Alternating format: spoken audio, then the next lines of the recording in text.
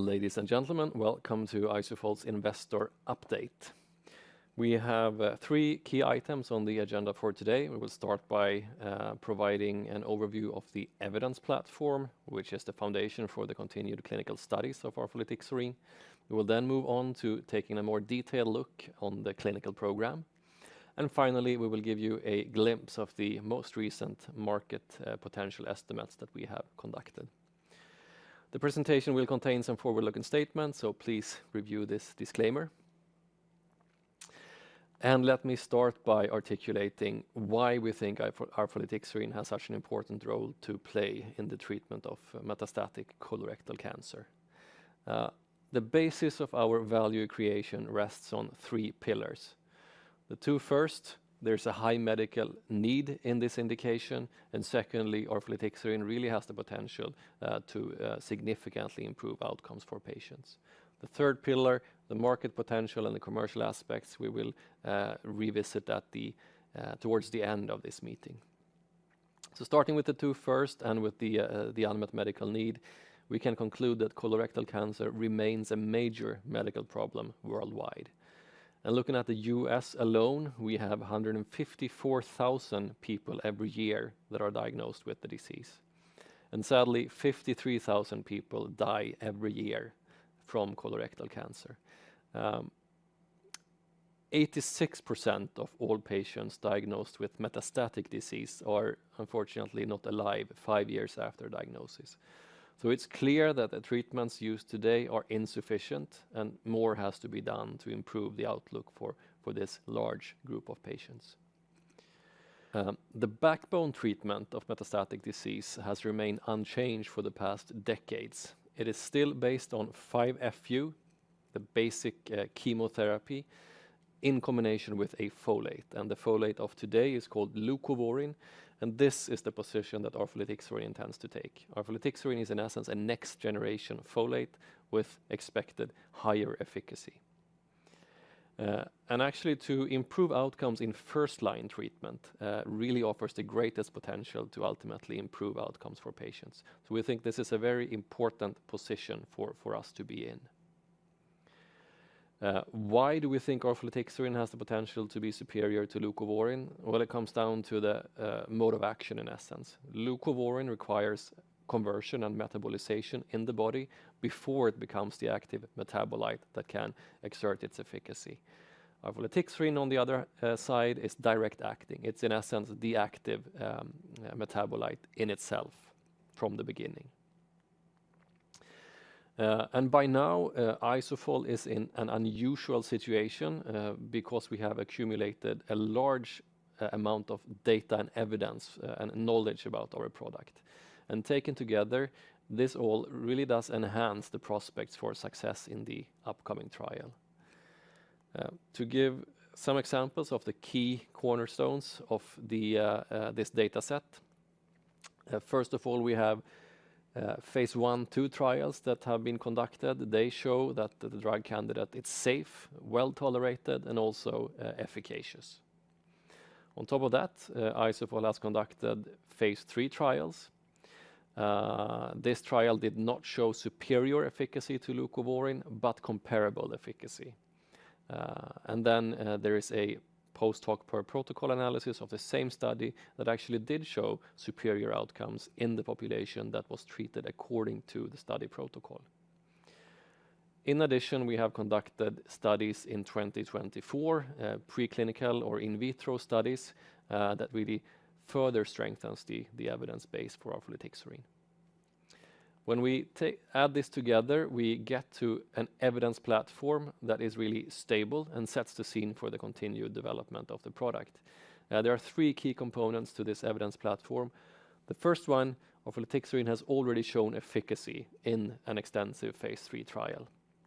Secondly, higher doses administered with a new administration regimen is expected to lead to even better efficacy. And thirdly, higher doses can most likely be given without an adverse impact on the safety profile.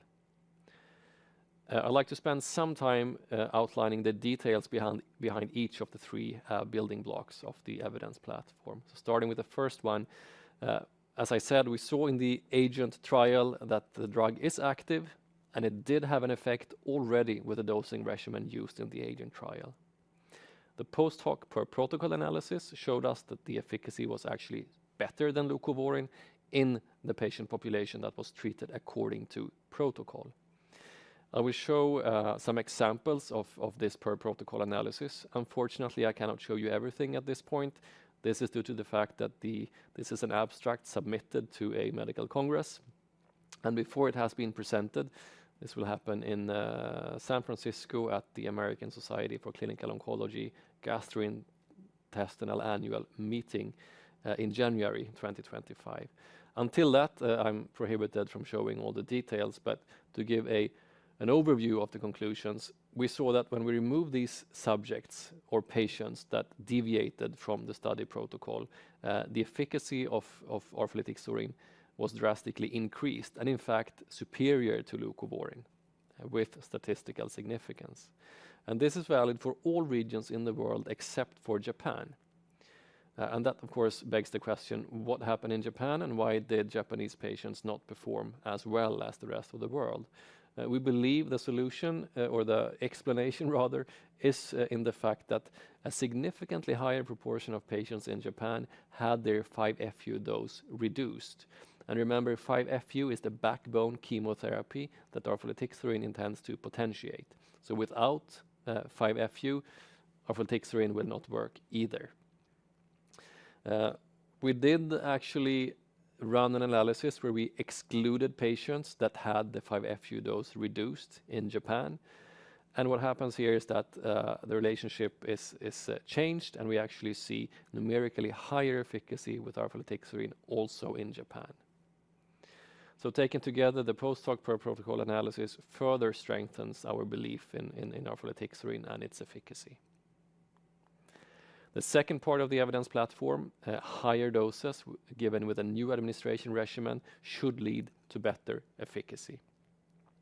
The first part here is that the analysis we have done of the agent trial is that it likely did not provide optimal conditions for arfolitixorin to demonstrate its full potential. I will shortly explain what we mean by that. But to do that and to understand what went wrong, we have to rewind the tape a little bit and look into how 5-FU actually works once administered to patients. What happens is that 5-FU is swiftly metabolized intracellularly to F-dump, and F-dump in turn binds to the target enzyme TS. And TS is an enzyme that in essence is essential for tumor cell growth and proliferation.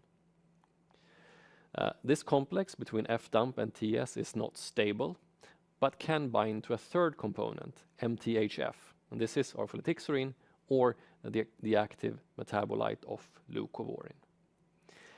If this happens, it forms a ternary complex that is more stable and inhibits TS activity, which then in turn prevents tumor cell growth. Because without free TS, the DNA synthesis of tumor cells is blocked. And if there's an increased concentration of MTHF present in the cell when this complex between F-dump and TS is formed, a ternary complex containing all three components is formed. This is a stable complex, which then increases and prolongs the anti-tumor effect. So what we get when there is 5-FU or F-dump, MTHF present simultaneously is a synergistic action between the two agents. And then in conclusion, the effect is dependent on that 5-FU and MTHF is present simultaneously at sufficiently high concentrations in the cells. And then you may ask yourself, did the dosing regimen used in the agent trial actually enable this to a high, sufficiently high degree? Let's look at how the agent study was designed and how the drugs were dosed. First of all, we gave arfolitixorin in a lower dose than leucovorin. Less than half of the dose actually was given. It was given 30 minutes after 5-FU was administered. Compare that to the reference product leucovorin, which was always given before 5-FU. And this means that the probability for leucovorin to be available intracellularly when a F-dump bound to TS was very high. It was given already before. The likelihood that orfolitixorin and F-dump could act synergistically was, however, considerably lower, as orfolitixorin was given 30 minutes later, potentially after this complex had started to be formed. So the conclusion is that the selected dosing regimen in the AGENT trial probably did not provide optimal conditions for the synergistic action between 5-FU and orfolitixorin. We have also now seen a clear dose-response relationship with orfolitixorin in recent studies that we have conducted in 2024. In other words, higher doses of orfolitixorin seems to lead to higher efficacy. I will explain the key aspects of these trials. There are 3 studies in essence, and unfortunately they have all been submitted for publication to various congresses and papers, which means that I am prohibited from explaining or outlining all the details to you. But let's start with the first one. This one is done on tumor homogenates by Sahlgrenska University Hospital, and the measurement was the deoxyuridine concentration, which is a proxy marker for TS inhibition, or a surrogate marker for TS inhibition. What we saw here was that there was a higher efficacy with orfolitixorin than with leucovorin. We also looked into the dose-response relationship and saw that when we went up in dose with orfolitixorin, we also saw a corresponding increased efficacy, which was not the case with leucovorin. Higher doses did not lead to an increased efficacy. Secondly, we have conducted studies on tumoroids. These have been presented at the Medical Congress already as a late-breaking abstract. What we see here is that when we go up in dose with orfolitixorin, we see strongly a clear corresponding increase in efficacy as well. The conclusion of this is that orfolitixorin activity is positively correlated with drug concentration, again supporting the dose-response relationship. And thirdly, we have the model study, which was presented as an abstract about a year ago and is now in publication, actually in press. The key conclusion here is that the median TS inhibition was highest in the group that received the highest dose of orfolitixorin, again supporting the dose-response relationship. Let's continue to the third part of the evidence platform, where we have seen that higher doses of orfolitixorin most likely can be given without a negative impact on the safety profile.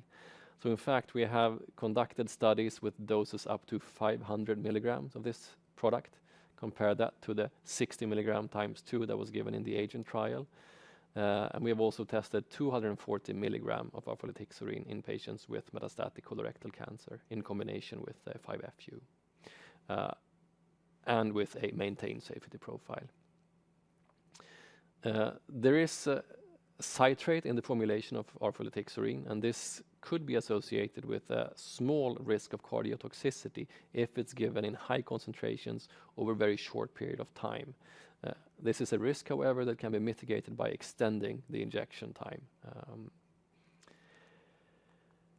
So all in all, we have a stable platform of evidence for the continued development of this product. First of all, no question the drug is efficacious. This has been proven in a large phase 3 trial.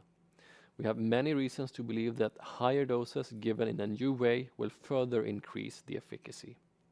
And lastly, higher doses should be able to be given without a negative impact on the safety profile.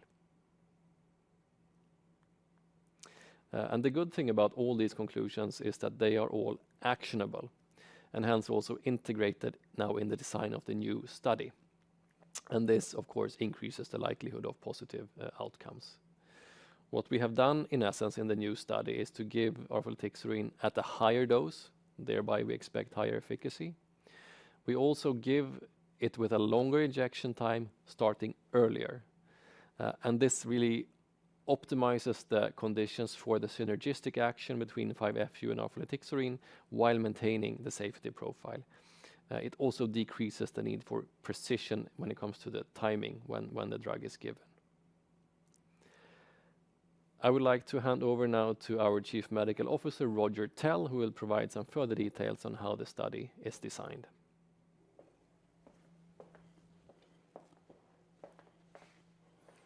Thank you, Petter. So I will give you a brief overview of the clinical trial that we are to be started. I will not be able to give you all the details because of, for example, patent reasons, but also that we want to await the feedback from the authorities before we're doing that. As you know, the path for an approval of a new drug is a long process. And what is different from what you usually have is that we have already performed a big phase 3 trial. But as you probably know, we couldn't show a superiority of that trial in the ITT population, the intention to treat population. In the analysis that we have performed after the trial was stopped, showed that we probably used a suboptimal dose. And then we have moved on and we have tested dose relationship in different models, for example, in an organoid assay that Petter also told you about, showing that there is a clear dose-response relationship. In the phase 1/2 trial that we are planning, we will look for the highest, safest dose that we'll be able to give to the patient. And we will also use a slightly modified dose regimen for this purpose. In the phase 2 part of the trial, we will evaluate the efficacy more in detail with this higher dose compared to a lower dose in a larger number of patients. And the dose that we then defined as the optimal dose could then be forward to another trial, potentially a pivotal trial, that we will discuss also with the authorities during the commence of the phase 1/2 trial. And we will also discuss this with global key opinion leaders in an advisory board.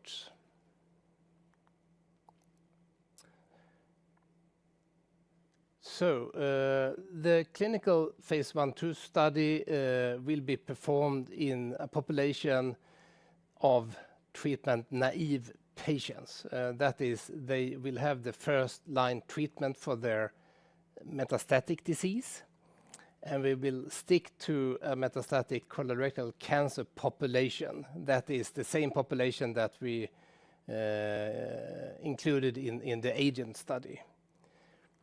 We will also combine it with 5-FU-based regimen together with oxaliplatin and also a biologic agent called bevacizumab or Avastin.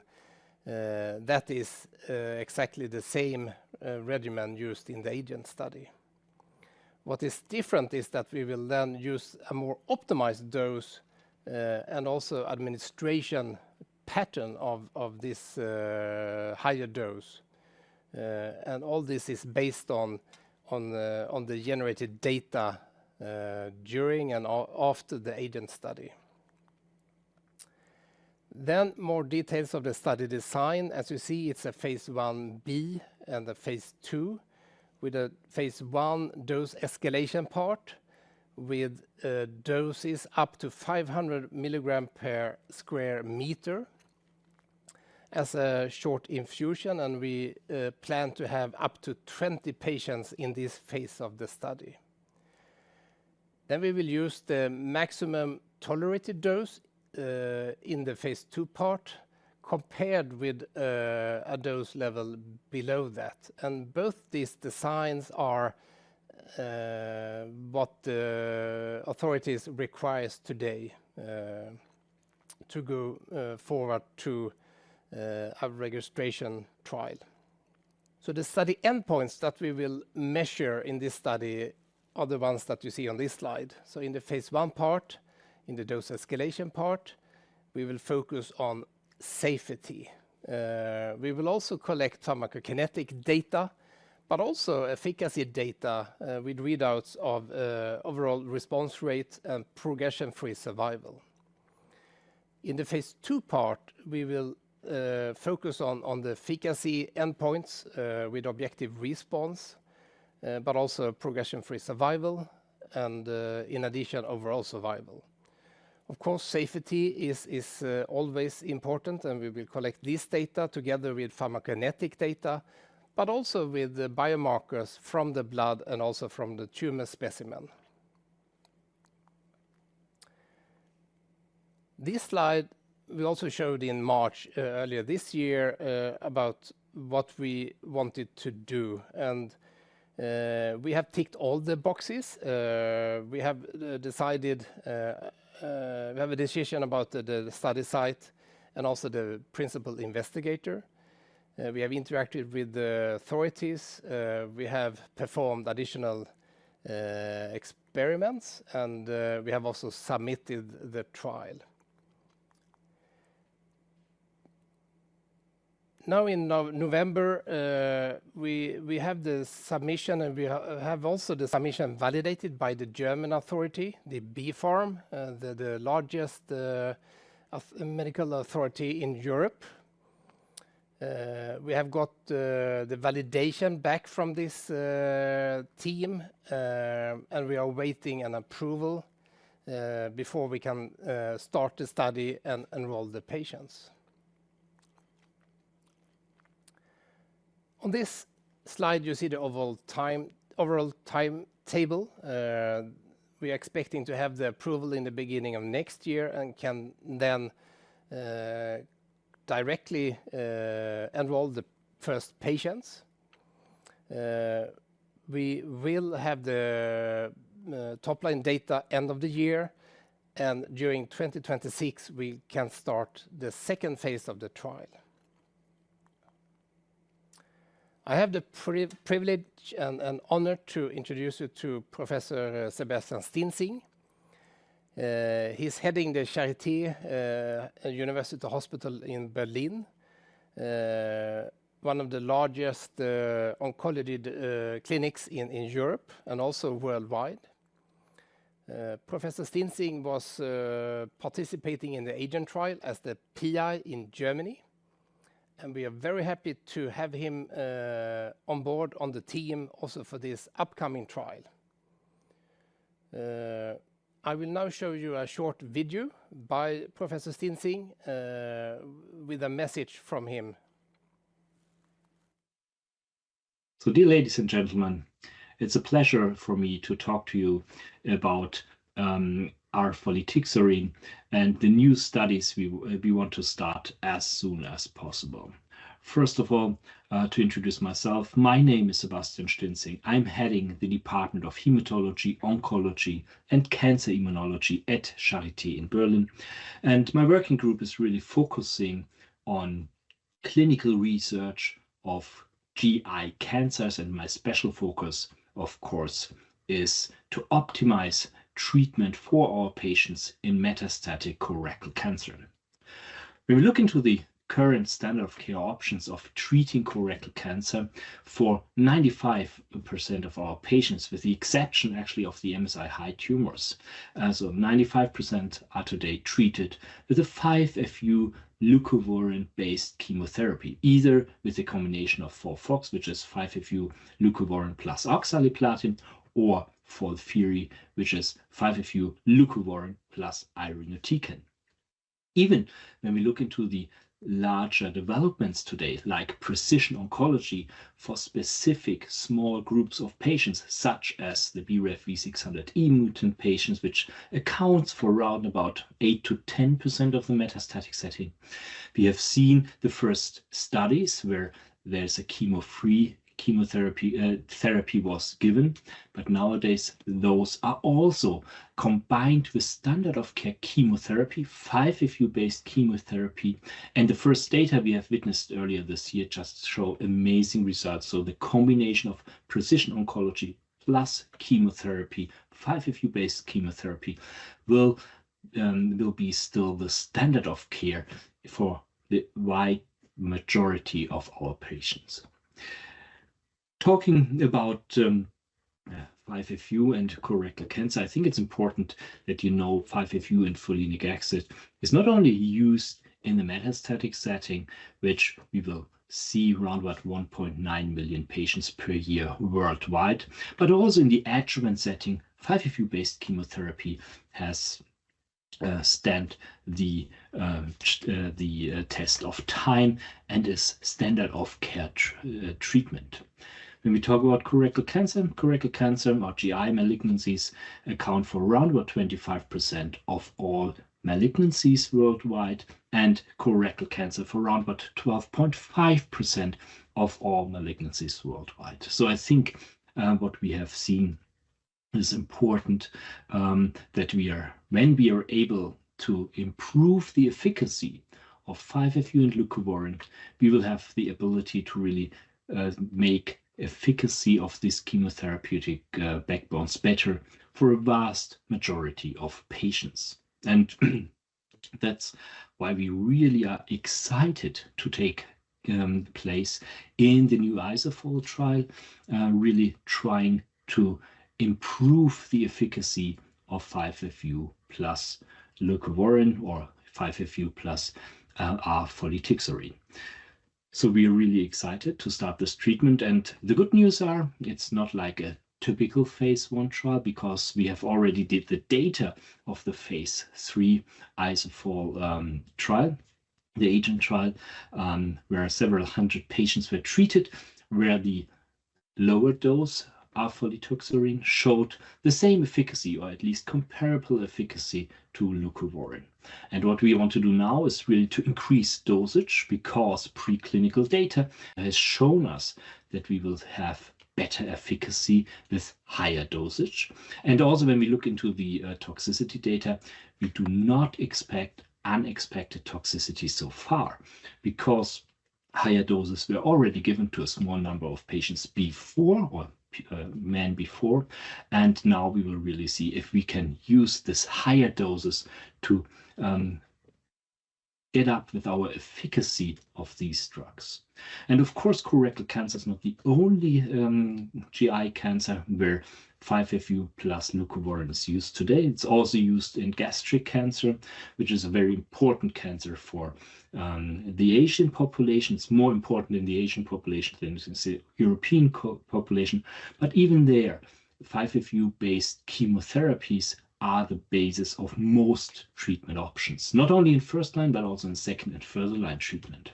And also when we look into lung cancer, we have pemetrexed, which is also an thymidylate synthetase inhibitor. So even in other tumor entities outside the GI focus, like lung cancer or like breast cancer, TS inhibitors are used today. So there's a great potential for the substance R-folitixorin if we are able to show higher efficacy than the standard of care 5-leucovorin. So overall, I think Isofol has done a great job so far. We have chosen a very responsive and very active CRO, and I'm happy to start the new Isofol trial as soon as possible, probably early next year, with the first patient in, to be treated with higher doses of R-folitixorin to show higher, hopefully also higher efficacy. Thank you so much for listening to me.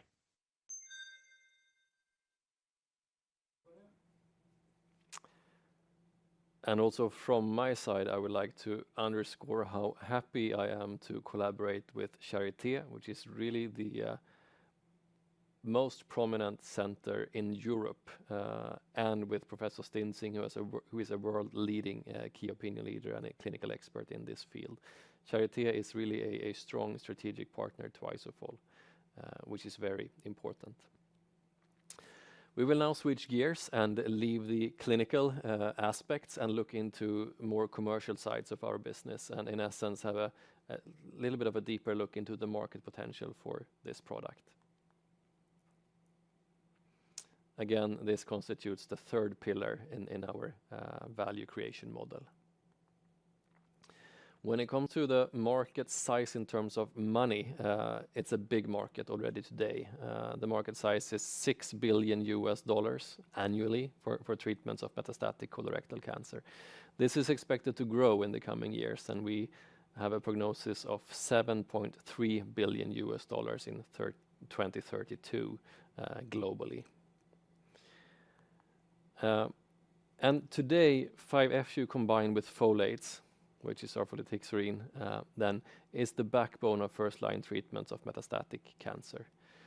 95% of all patients receive this as the fundament in the first-line treatment. There are a small patient group eligible for other types of treatment, but the vast majority, 95%, is eligible for 5-FU. And in all these different regimens that you see mentioned on the slides, leucovorin, the folate, in the future, hopefully arfolitixorin, is a key component. So if we were to launch arfolitixorin today, there is no doubt that the potential in the market is there. The question is, how is this expected to change moving forward, given that we have a few years until we reach the market? We have invested quite a lot of effort in investigating that issue and come to a few important conclusions. So we look into the pipelines of pharma companies. Many of them do have drugs for metastatic colorectal cancer. It's apparently an attractive area to be in. However, most of these drugs are intended to be used in later lines of treatment, second, third, or fourth line, or alternatively as an add-on to the chemotherapy backbone. So in essence, no immediate threat to 5-FU and folates. We have also interacted with many key opinion leaders in the US as a part of this market research, and there are a few quotes from them that I would like to share with you. You can read for yourself, and I want to highlight a few of them in bold here. And first one is 5-FU is the most effective drug in this disease. I don't think it will ever go away, ever. And the other one, 5-FU will remain the pyrimidine of choice in multi-agent chemo regimens in first line. So there is really a strong consensus among the clinical experts that 5-FU and folate will remain the mainstay of care for the foreseeable future. So in sum then, we see a favorable competitive landscape. 5-FU based treatment will remain there, and arfolitixorin represents one of very few innovations in the first line segment. And looking now into the commercial potential in terms of money, we see a very high commercial potential for arfolitixorin, and this analysis is conducted on the US market alone, which is of course the most important market for Isofol. As a matter of fact, we do see blockbuster potential for arfolitixorin, that is sales exceeding $1 billion when we are at peak. And let me explain some of the details and key assumptions on how we got to this number. So obviously we started out looking into the US population and the annual incidence of metastatic colorectal cancer. And this takes us to an addressable patient population of approximately 60 to 70,000 patients each year.